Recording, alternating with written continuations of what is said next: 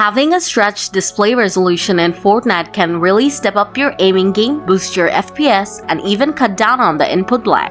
And in this quick video, I'll walk you through the easy steps to get a stretched resolution in Fortnite. So without wasting any time, let's dive right in. First, click on the search icon here and type in run. Then click on it. Next, type in %local app data % in the dialog box here and hit enter. Now the file explorer will pop up. Scroll down and find the Fortnite game folder and open it up. Then go to the saved folder and then open the config folder. Then go to the Windows client folder. Here you'll find the game user settings file. Right click on it and select properties from the context menu.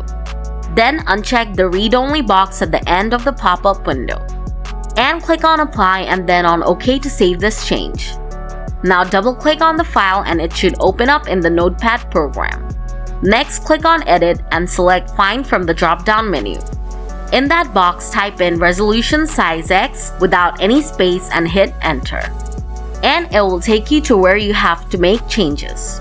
From here, you only have to change resolution size X and last user confirmed resolution size X.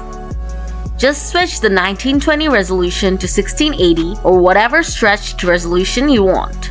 But make sure to change both resolution size X and last user confirm resolution size X. After that, click on File from the top bar and select Save. Now close Notepad. Next, click on Game User Settings file and select Properties.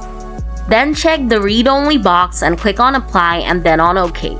Now launch Fortnite and you should get stretched resolution in the game.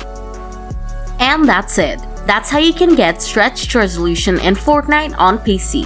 If the video did the trick for you, please hit the like button and subscribe to the channel. And if you have any questions or suggestions, feel free to leave them in the comments and I'll hit you back real soon. Thanks a bunch for watching.